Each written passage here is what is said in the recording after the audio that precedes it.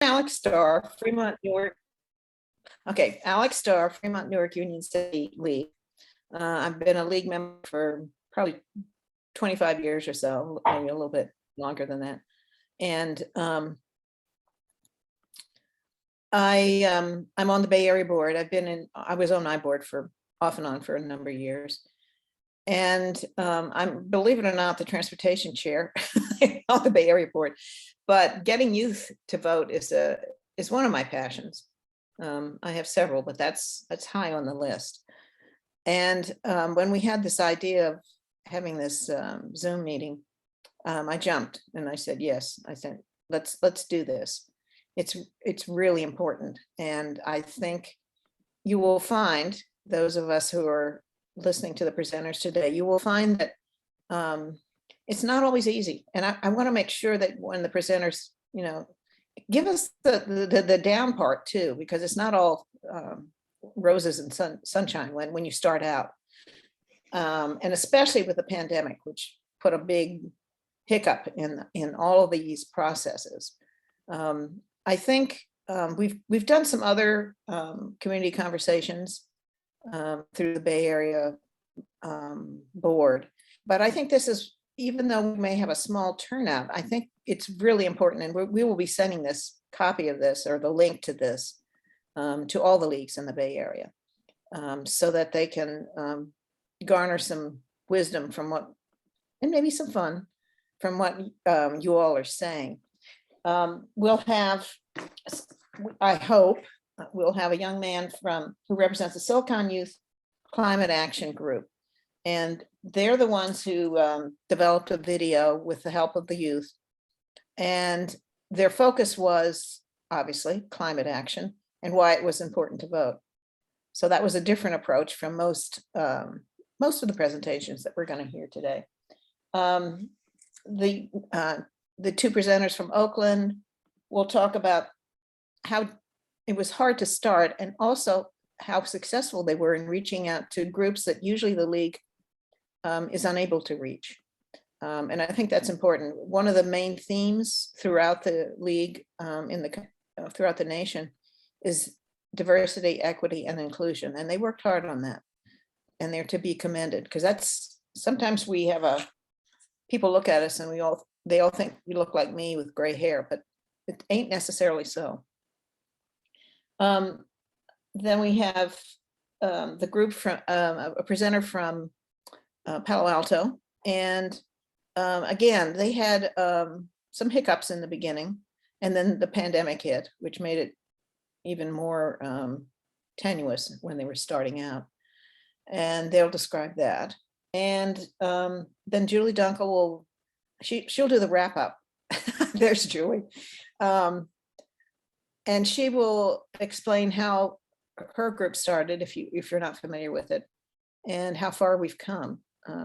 It's quite an amazing story. I would even call it inspirational, and I haven't even had anything to drink yet. So, and as you can tell, I take it all seriously, but I also feel that we need to laugh at ourselves sometimes when we blow it, and get up and do it again in a better way. And I think each of the presenters today has learned that skill. So I commend them for that. So if we could begin with, let's see, are the two presenters from, let's start with Carmen, because, and Pat, is Pat here? Yeah, okay, yes. Carmen and Pat. Why don't you guys start, and then okay. And I'll keep a look on the chat. Ah, great. Okay, go right ahead, ladies. Okay. Well, first of all, I'm Carmen Murray from Oakland, the Oakland League of Women Voters, and Patricia is my colleague, and she will share this presentation with me. We started, actually, I have to admit that Julie Dunkel came to I came to our very first meeting, And I had been asked to be the voter registration lead. And I only accepted it because I was really had my eye on the portion of that they had begun to get into the high schools. So she came and inspired us with her work. And we started out as the student outreach committee and soon learned that that didn't have very much pizzazz. Not soon, it took us a while. And we are now called. And our mission is to create a culture of voting. We decided that voter registration is only the beginning and that we really wanted to spend time on the portions of training or education for young people and inspiration that voting becomes a part of their life. It's been a journey that's had its ups and downs, but we're all passionate about it and very happy with where we are. Next slide, please. The highlights of our work over the past 4 years have been the development of our presentations, the work and development with our intern program, our new image and brand, and more recently, toward focusing on fostering student leadership and local partnerships. I plan to highlight 2 areas of growth, our work with interns and the creation and use of the presentations. Patricia will highlight our difficulty reaching into the schools, how we've evolved into focusing, I'm sorry.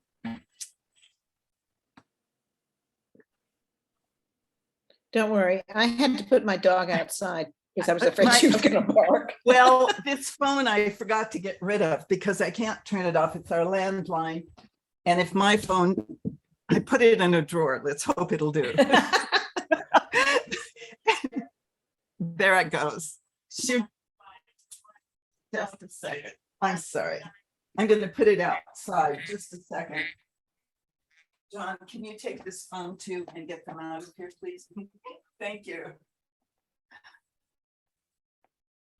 Sorry about that. So at any rate, our work, well, let me slow down and get back to it. These are the areas that I'm going to focus on.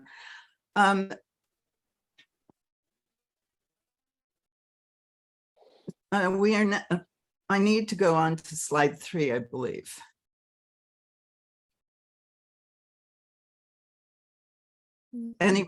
Okay. Our work was thwarted during the shutdown because we lost contact with all the schools, since all of our contact in Oakland is personal, one-on-one, and we have to go out and reach into those classrooms. Whoops. Yeah, thank you. We were fortunate with this particular connection because it kept us alive during the time that we could get back in the classroom and when we did some virtual presentations. But in general, we lost it. So Patricia, Nancy, and I got together and spent our time developing presentations and trying to put into a presentation all the essence of who we were and what we wanted the kids to get. It's based on 2 specific videos, The History of Voting and Yellow Pain, My Vote Don't Count. The first one is the history of voting, and I call it, instead of the right to vote, the fight to vote, because it's an excellent introduction into voter suppression right from the beginning of our country. And we at the end of that video, it says, what would it take to get you to vote? And at that point, we work with the students in developing the idea that an issue is something you care about. And we try to get them to articulate what they care about most in their communities. And it's very different from these 9th graders that we're working with here versus the 12th graders that we hope to get back into the classes. The second video is called My Vote Don't Count, and it's done by a rapper called Yellow Pain. And this one is focused on the importance of the local vote and the legislative branch of government and midterms. And at the end of that movie, at that video, the question is, what would it, when you don't vote, you make someone happy, they're happy to vote for you. And we go on to move on to a game, and that's what they're doing here. A game where 10 kids come forward to talk. They represent 100% of the votes in the community. And through that game, we get down to the 40% that are left and emphasize that 40% of the people make the vote and choose the leaders that we live by. Each of our presentations is tailored to the need of the teacher who is teaching the class, whether it's a 9th grade teacher who is working on getting their voice, or it's a high school teacher who's working on voting itself for some aspect of civics. And we recently, through this work, Patricia recently initiated the idea of having exit tickets, so that at the end of the presentation, students can tell us what they got, what was the most important. We ask basically, if you were asked by your parents what you learned today, what would you say? And what would it take to get you to vote? And we'll go back to some of those exit tickets later. May I have slide 5, please? We were able then to go into some of the schools virtually, maybe one high school, and on occasions, different occasions, we were able to present during the community colleges. But basically, during that time, we didn't have any in person, and we didn't have any real connection to anyone that we could count on. And we struggled on, and we worked on that. The next, I'm sorry, I'm going to move on to the next slide, please. This brings me to our the second part of what I was talking about, and that is our interns. When we did go before the pandemic and presented to a junior college, we got a young woman who wanted to be an intern with us after we presented in the classroom. And she created the flyer on the left. She came to us and we asked her, what would it take to reach your generation? And she said, Instagram. So the two on the right are examples of the Instagrams that the girls made. But the one on the left was that she was sort of embraced by other committees in our league, and the people who were going out to work in districts 5, 6, and 7, the most underrepresented districts or sections of our district. She created that flyer, and they took it door to door, and it's one that they're still using, which we're really pleased about. When I use the word intern, we know we're inaccurate. At the moment, it can be confusing, especially since now we have 2 paid interns. And these, and we know that this is a problem and we have to resolve it, but we're not sure yet how. When we, let's see, okay, let's go on to the next slide.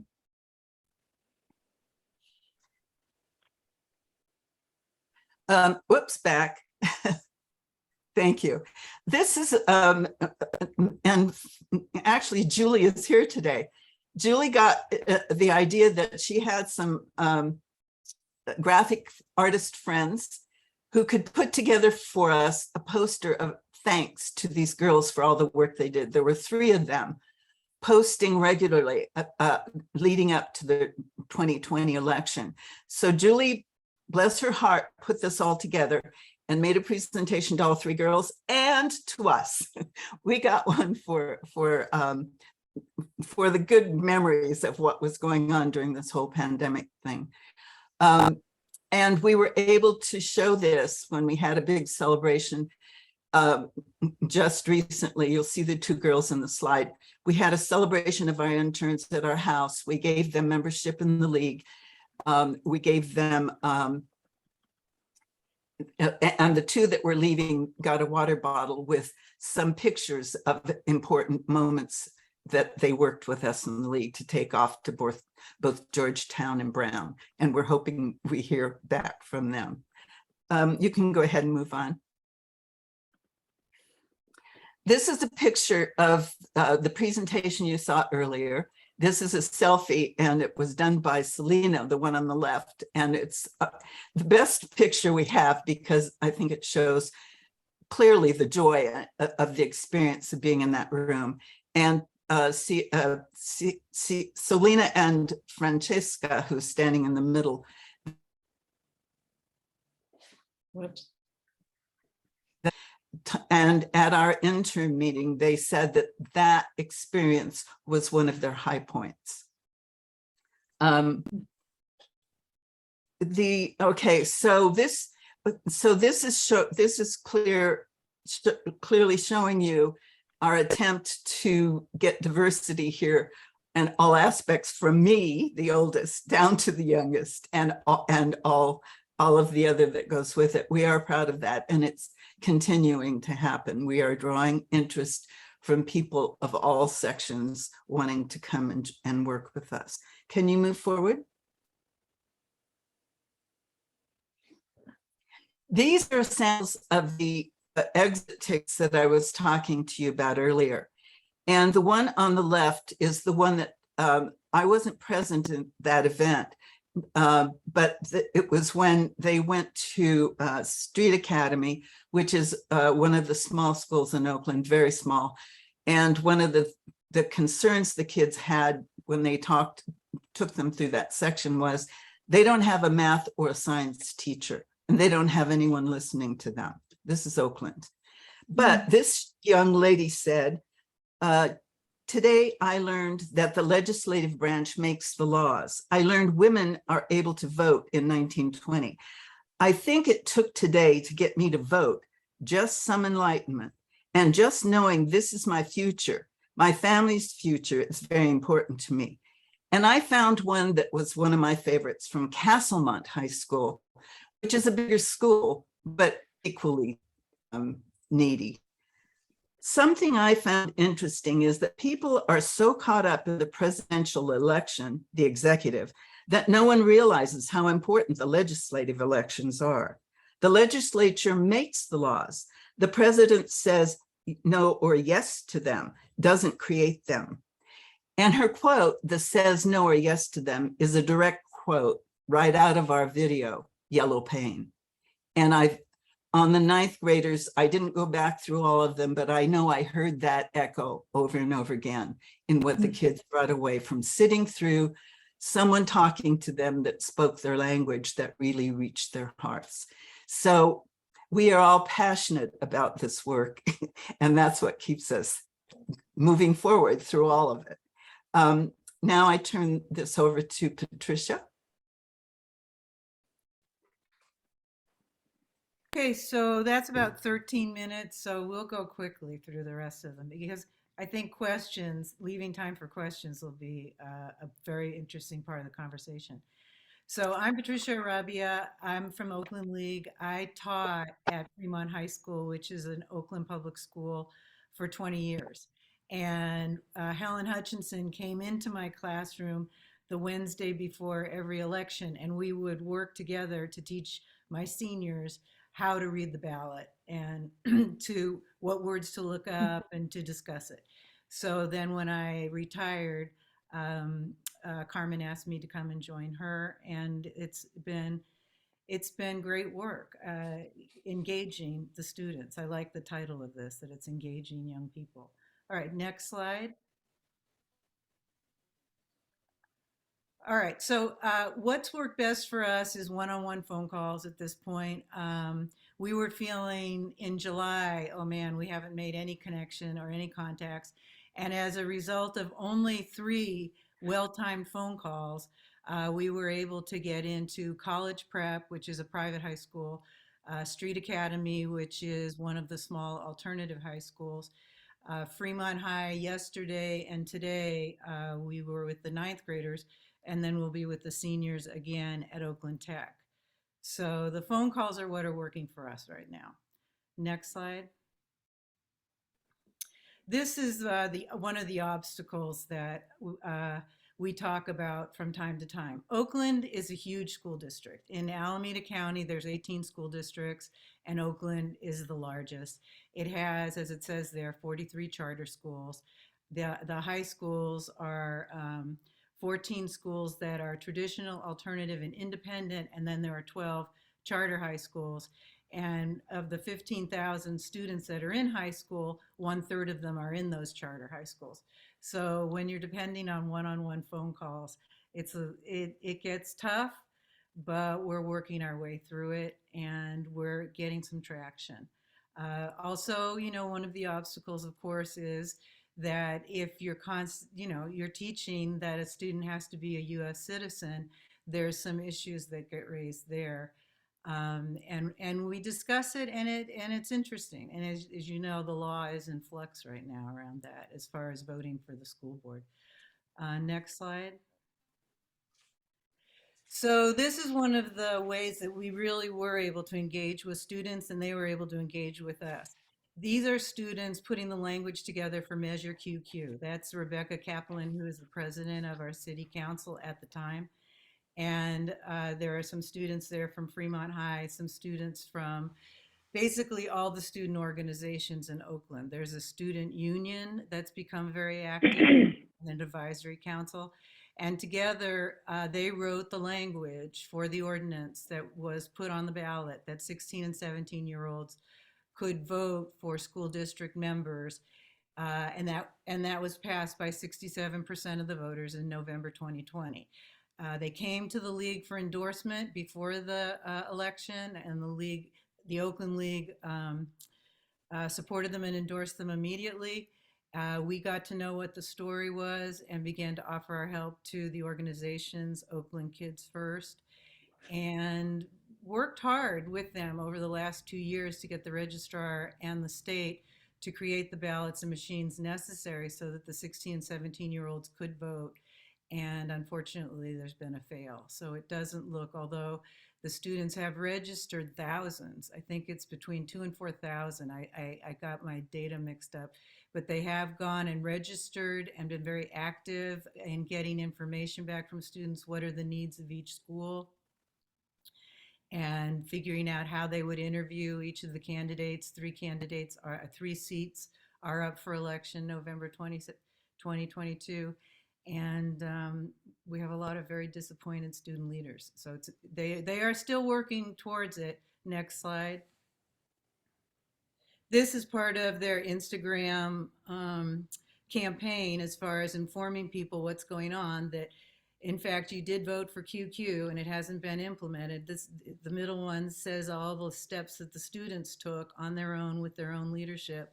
And then the biggest thing that came out of this for students is that they learned that collaborating with each other, then instead of being all those different groups you see in the third Instagram there, they are now a part of the Oakland Youth Vote Coalition. And the more we bring up Oakland Youth Vote, students know what we're talking about. Next slide. And that's it. Looking forward to questions and to hearing from other people. Thank you.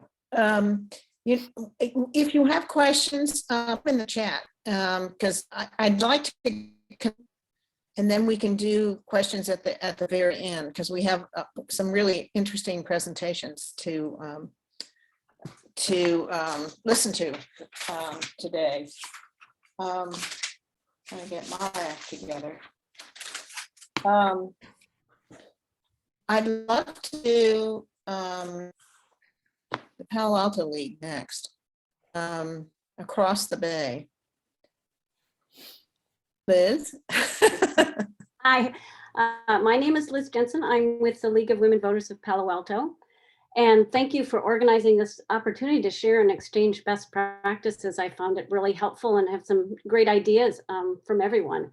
For many years, our league had a high school voter registration program where we'd go into the high schools in Palo Alto during lunchtime and have a table. And we registered 25 or 30 students and just found this not very successful. So in 2017, our voter services chairs decided that they wanted to set a goal of registering 100% of Palo Alto teens to pre-register or register to vote.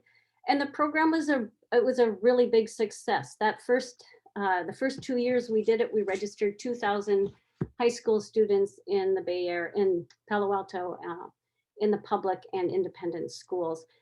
So it worked, it was great. And how we did it, we devised a plan, and the way we did it was we first had to find contacts at the schools like everyone else that would allow us to go into the classrooms and into the classroom setting to do it, because we found from our experience and from research that the best way to reach students is to get them into the classroom in a one-on-one small group.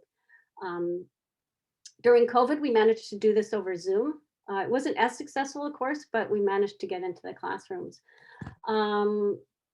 We've done it in a large setting, in an auditorium, if that's the only way the school will let us in. We're happy to do that, to do a presentation to a large group and then do voter registration, but our preferred method is to get into the classroom. So the big challenge for us has been making the contacts at the schools. And every year this has been a challenge. It's not easy. I would say the big thing is to persevere. It is phone calls, it is emails, it is finding the people at the school that will help you out. And it could be the principal, it could be the certain teachers. Every year it seems to be different. The most success we've had was in the beginning of the school year. We reach out to the social studies committee and ask if we can attend one of their meetings. And then we give a little presentation about what we'd like to do and ask if there's buy-in to it, the program. Then we ask right then and there, can we come in, give us a week and start the plan right from there. We've also, last year, we had been going into the econ and AP econ classes to do voter registration. And then we got some pushback from the AP econ teachers that they didn't want to give up classroom time. So then that was fine. I contacted the principal and we managed to find another set of teachers who were planning the day for the juniors to take the PSAT test. And we were able to register the seniors who had nothing to do that day, and they had to be in classes. And so we were able to do 16 high school classes in the spring in one school when the juniors were doing PSAT testing. So it's just, we have to be super flexible. And once you find that team or that teacher at a school that wants to push that at the school, that is just golden. And we try to, try to be really good at communicating and respectful of their time, because this is optional, and try to really develop that relationship. But it is a challenge for us. So I think that's been the biggest challenge. Then when the prep time for preparation comes, we have to ask the teachers, how much time are you going to give us in each classroom to do this? And we generally like to have 30 minutes at a minimum, so that the presenter has time to give a little presentation, show some inspirational videos, and then we do the voter registration. If we have up to an hour, it's fantastic, because we can show them the Voters Edge website. We can help them, show them how to do research on the candidates and the propositions. We can have a discussion about what inspires them to vote, what issues they care about. That is really wonderful when you can have a class discussion and everyone of the students are talking amongst themselves and asking great questions. And that is the best part of when you can each have this classroom discussion. So once we have the amount of time we can go into the classroom, then we have to find the league volunteers that will help us do it. And sometimes if they're new volunteers, of course we have to have a workshop to train them. And we have a couple of roles for the volunteers. We have presenters that go in and do the presentations, and then we have helpers that help with the voter registration process. So for every classroom, we usually need about 2 to 4 volunteers per classroom to help us. The week before the event, we make sure we confirm the school that we're coming. We send the slide deck, our slideshow, to the teachers so that they can show it. We send an informational blurb out. We ask the school to send out an informational blurb that we are coming, that the school is promoting this and supporting this. that we're nonpartisan, that this is optional for students because, and we put in our email contact and phone number in case any parents are concerned and want to call us, because we have occasionally had parents say something to the principal asking why we are there. So we try to cover our bases before we even get there now. So that's what we do before the event. And then we go into the classroom. We have a presenter that gives kind of an inspirational talk about why voting. We have some inspirational videos that we try to show. And then we do the voter registration. Every league member, I would say, that does a presentation has their own story. Just like Julie, you were talking about how when you were voting with your dad when you were 5. So each one of us has their own story that we tell about why we vote. And then the presenter goes through the slides. It's all nuts and bolts about how to register, how to fill out the form and help them. At the end of the presentation, if we have time, we have these postcards that we give to the students. Has the Voter's Edge QR code on one side and it's blank on one side. And the students put in their name and address. And sometimes they don't know where to put their name and address on a postcard these days, but we show them. It's really interesting. And the stamp goes here. And then they write a note to themselves, don't forget to vote. Some of them write crazy notes. And then we collect them and we mail them to them the month before the first vote. So they get something in the mail from us just to make that connection again. When there's time, we bring up the Voter's Edge website and we do some exercises. We show them the candidates and the propositions, and we talk about, how to do the research and if they're interested in climate change, maybe they want to find those candidates that have that as a priority. Sometimes we have a little challenge. We ask them to find out how much money is coming from out of state to support Proposition X. And they like these little challenges to do. So we do a lot with Voter's Edge if we have time to show them. So that's going into the classroom. In addition to going to the classroom, other things we can do in the high schools, sometimes one of our members will do an interview with the broadcast network at the school.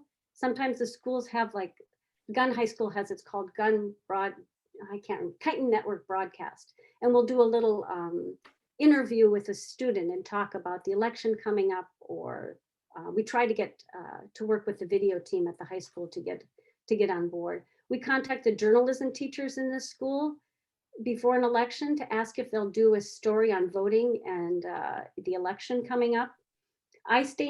We try to stay in touch with the teachers. Right now, I'm sending our flyers, our candidate forum flyers, our pros and cons issue flyers, all our informational flyers to all the classrooms that we've been in last year.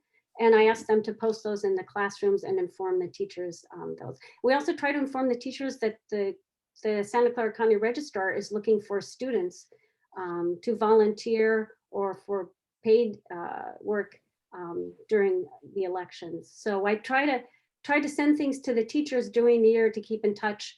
And of course, yesterday I sent all this information to 2 teachers, and they said, "Oh, I'm sorry, we're at another school now. We've moved." And you start off, then it's like, okay, now we start all over again. But Yes, whatever it takes, we have a youth vote team that we've had for a few years. The challenge there is that kids graduate and then we have to, get kids doing it again. But the students have helped us do the presentations in the classrooms at times. And that is really great. We would love to expand that. We haven't done it very much, but we find that, when that student and that adult presenter are together in front of the class, that's really great. So we'd like to have more students helping with these presentations. Last summer, we had 5 interns that made videos for us. They did a video called The Path of the Ballot, and they showed how the ballot starts at a mailbox or a drop box and all the steps it takes until it's counted at the registrar of voters. oh, wonderful. We can share that. The students also did interviews with the Santa Clara County Registrar of Voters, Shannon Boucher, and the staff at the Registrar of Voters. So they had Q&A sessions with the registrar, and made videos. So we had 5 interns doing that. Right now we have a student who's really loves to make animated videos, and he made a great video called "The Power of the Youth Vote." And I can share that. We've got it on YouTube, and he talks about, you know, how young people are the biggest cohort of voters right now. They've overtaken baby boomers, and he does a great job at that. And what else? We asked students to help us push out things on social media before the election, our students. And when we have meetings of our youth vote team, we ask them to help us understand how we can reach out to young people. So we need their opinions. I think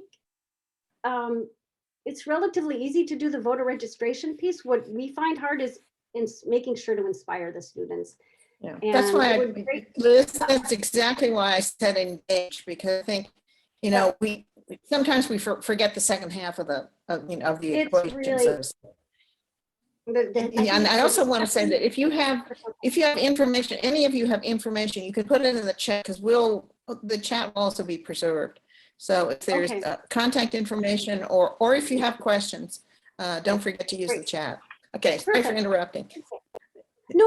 And I was just going to say that I think what would be great to have is to invite students and have a panel or an opportunity to share how to inspire young people and what are the barriers to what is hard? Is it just too much information? Is it that you don't have time? I'd like to know what the barriers are. And we do ask that, but it's just hard to get. It would be great to have a panel with a group of students and a group of us asking, you know, how can we do this? It's that inspirational, engaging piece. Okay, So, that's a very good idea. Thank you. My 2 Okay. cents. Okay. Well, speaking of students, we have a former student who's now in college, Peter, and he's going to unmute, and then he's going to present. Hi, good to see you. He's going to present a video that was, well, why don't you go ahead and explain, Peter? Sure thing. So hi everyone, my name is Peter. I am a college student at the University of California, Berkeley, but I was a lifelong resident of San Jose, California in Santa Clara County. I do miss the South Bay a lot. And I was part of a group that was formed in 2019 called Silicon Valley Youth Climate Action, which is when a lot of high school and college students got together and really demand climate action, starting with the local and state levels, because there's just so much gridlock at the federal level. And so we started in 2019 and really built a lot of momentum, just trying to get climate action through city councils and county board, the county board and the state legislature. That I think over time, something we realized is that there was a lot of us who were really engaged, but we also had peers who wanted to engage, but maybe didn't have as much time because of other commitments or priorities. And the 2020 election was coming around. And so we really wanted to make a very youth-led effort to get our peers to vote, just to turn out to vote. And so we created this video that we circulated amongst our peers. So have a look.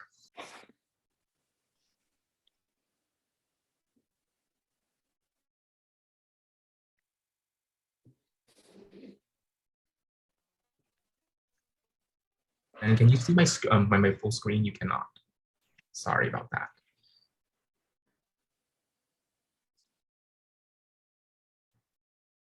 It's much more conversant with all this technical stuff than I am. That's all right. All right, can you see Mr. Former President? Yeah. Yes, we can see your screen. So this is the ad / get out the vote video we put together. Hey, well, the big science knows actually. I care about climate change because it impacts my family, my friends, and me. More catastrophic wildfires are burning across the western states and around the world. These exacerbated fires are the result of climate change. The wildfires have destroyed thousands of homes and livelihoods. Oops.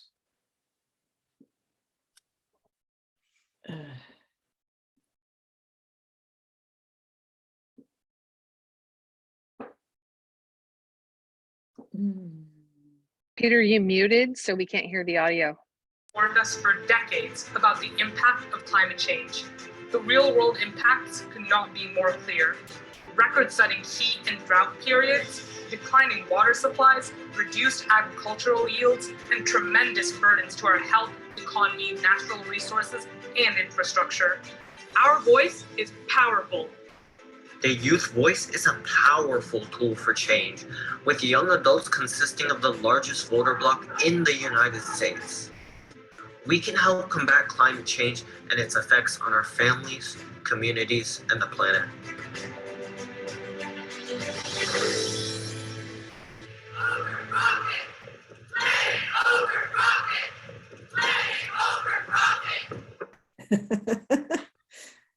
All right. That is so cool. I I'm apologize. so impressed. The middle section. Thank you so much, but that effort was very much like all of different students pitching on different points. So you got to see, so I currently serve on the, so Silicon Valley Climate Action started out as a very informal group of just a bunch of students who just wanted to do something. And we only very recently formalized our incorporation as a nonprofit. So I now serve on that board. It's a youth-led board of youth-led teams made up of youth. So it's very much all student-driven. And some of the other students you got to see in the video are my fellow board members who are still in high school or just graduated from high school. So I'm one of the more older members, but Yes. but that's just kind of an example, and we kind of took that, but we kind of wanted to combine efforts like the League of Women's Voters, which has had an amazing history of just mobilizing, engaging, and educating women voters across the U.S. We really wanted to bring that to young people, and I feel comfortable saying that environment and climate is one of the most defining issues of my generation, just because it's such a salient issue and it's something that we witnessed, we learn about in our classes, we witness through wildfires or drought. It's something we hear in the news often. It's something that can bring us all together, no matter where we are in our political journey, to just get involved, whether it's someone who's really engaged, someone who's new and not necessarily comfortable, to someone who's very liberal, to someone who's more moderate or conservative. And that's just something I think it's just wonderful to just be part of this group and to lead in that. So I think it's now a good time for any questions that I can field. Yeah, we're going to put the questions in the chat, and then Julie is going to wrap it up. And take your time. I mean, can everybody hear me? I haven't frozen out, have I? No, No. I can hear you. Can people see my screen? Yes. Okay. Yes. So not a lot of time, so I'll go through this quickly. This is kind of our one pager from this year. And it says that we registered 2770. And then up in the top, our counter to date, I think we've gone just over 10,000. And this has been since 2018, when this project was started as a result of the Parkland tragedy, and trying to honor those students, all the impacted students in that community, by doing something sort of tangible where youth could make an impact. So you can see that we had drives at 6 different high schools this spring. We had a lot of adult volunteers. We had student leaders. Our student leaders, we got most of them from an organization called Gen Up, which is a nonprofit that focuses on education issues that are important to youth. or education advocacy. And we not only got the juniors and seniors that are involved in that group, but also tried to get the underclassmen so that in 2 years, when we repeat the cycle, we will have student leaders that already have experience. We also engaged with elected officials and had them come and volunteer as well. We do whole school assemblies. You can see kind of up here in this picture, where all the junior and senior social science classes come down to one location. Our presentation consists of 2 parts. One is a civics education piece, kind of a little bit on the history of, voting rights and suppression. And then the second part is on the registration. The students this year led both parts of the presentation. And you can kind of see in this caption right here that this is a Kahoot quiz. So there's a question on the screen, and in the colors, there's 4 different choices. So the students in the classroom are on their phones and they're making choices. And then in live time, we can put up the results of what they voted and then share with them what the response is. Down here in the bottom right, you can see that we're doing the postcard portion that we got the idea from Palo Alto. So we implemented that the first time this year, and we're getting ready to send those postcards back to the students. We had them put down their birth date in the lower left corner. So we've sorted them by birth date, and we're going to send them at the appropriate election where they become eligible to vote. So that's just a quick thing there. And then I wanted to share with you about our website, which is really like all of the people on this call and all of the people in the nation's website that you can use. Somebody said, where can we get the videos? We have a video library. So there's the Hamilton video right there. There's the history of voting video right there. While somebody was presenting, I sent an email to my webmaster and sent the link to the rap video that'll be posted probably within a day or 2. So, and then Palo Alto, you shared about some videos like the path to the ballot and the animated one. Love to get those up here so that other leagues can use them. So this is what this website looks like. It has kind of the how do I get this stuff?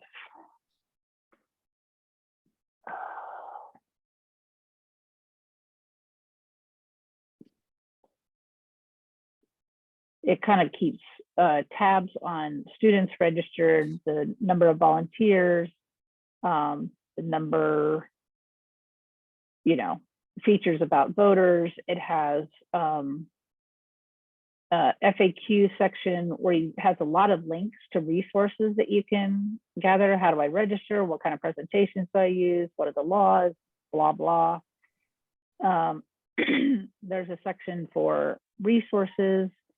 For student organizers, there's all kinds of toolkits there. There's for adult organizers, same thing. And there's presentations. There's some presentations from other leagues. I'm really interested to get some of the Oakland presentations up here. Great. There's things where you can go on and post about your events. You can use the Facebook and Instagram accounts to publish things. There's surveys and studies and things in the news that we've done. And then there's galleries. And I'd like to kind of add a gallery for social media posts and get those in here. And then in addition, there's a survey, and we asked leagues that have done their registration to fill out the survey. And so in the survey, we can learn things about, for example, somebody said, there's a question about promoting your event. And somebody said, well, we asked the journalism class to do a story. Well, you can put that in the survey, and then leagues that are getting ready to do their voter registration things can go and read the responses from the survey, and they can get lots of ideas, about the exit ticket activity or the postcard portion, or we meet with the social studies committee to, that's how we got into, set things up at the school. So all that information is in there, but we just need it to be more robust by having the leagues that are doing great things to share those resources. I can get them posted. And then the leagues that are kind of starting out to kind of come in and look what's here and take what you want and ask questions of, of leagues that have been doing things. And also, we don't need to see my files, I don't think. And also, I don't know what I was going to say. So that's all there. I'm just trying to go really fast and I'll stop. That's okay. I think you're kind of our source, kind of source material, I guess, since you've been so successful. I think, I don't think we had any idea when you and Michael and the other gal came to our board meeting one time and introduced this idea. We had no idea how successful it would be, and it's been fantastic through the years. I think, and Alex, I did remember the one thing I just wanted to say is okay. one of our board members just made an anonymous generous donation for us to create that website, and it was built professionally.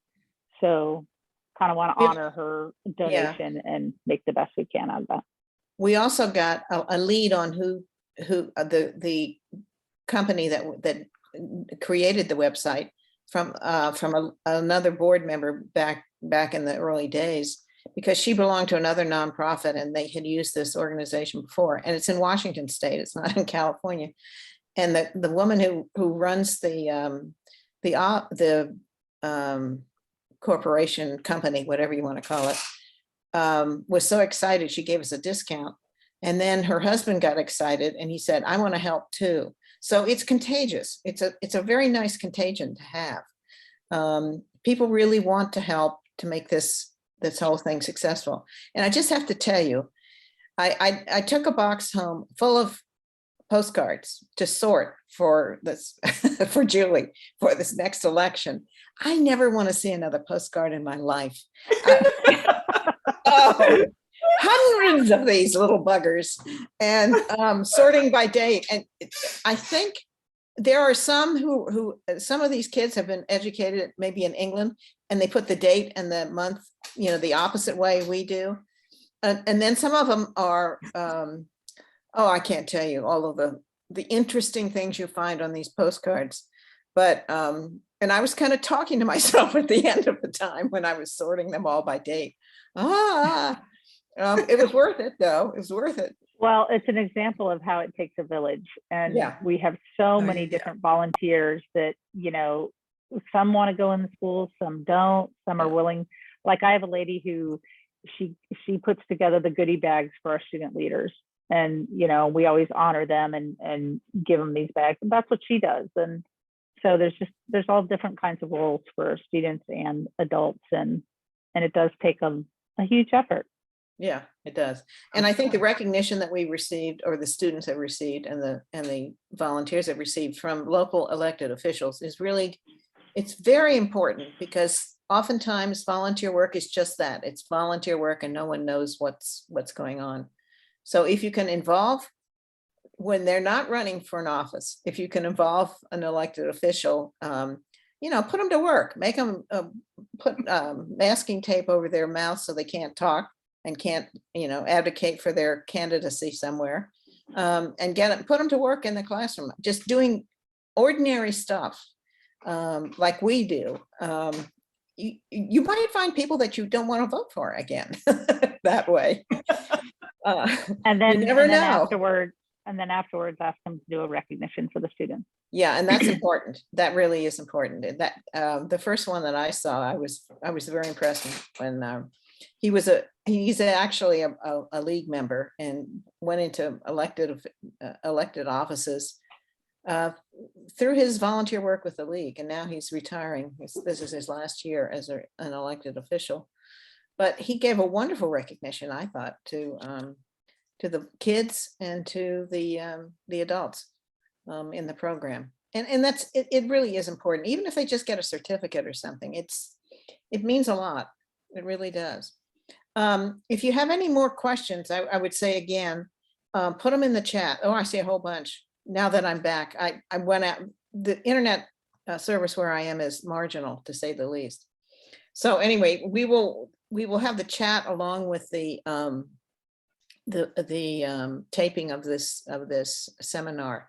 And you know, it's only 12:01. I think we did pretty well. I'm sure many of you have questions. And if you do, you can always email me and I can, but I think if you put it in the chat, there'll be people who can respond.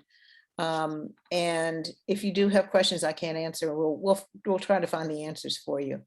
And also, I thought it was a really good idea, Liz, your idea about having a student panel. Yeah. If other people have questions of things that were not covered today that you would like to have a future panel on, or would like to somehow get that information, that would be a good thing to put in the chat, or to send to Alex. So, Sure. you know, future programming could be built around whatever needs you have. Sure. Yeah, our league has a Zoom account, so we can always put something together that way. And even if, you know, we could get kids from different parts of the Bay Area, that might be interesting too, for them to share their experiences. But this has been so much more fruitful. I knew it was going to be good, but I think it has exceeded my expectations, and I hope it has exceeded some of your expectations also. If you do have more questions, you can email me, and I don't know if my email, I can put my email in the chat too. And content to the website, just send to me and I put my email in the chat. Yeah. There. So it's apstar@ix.netcom.com. I put it at the bottom there.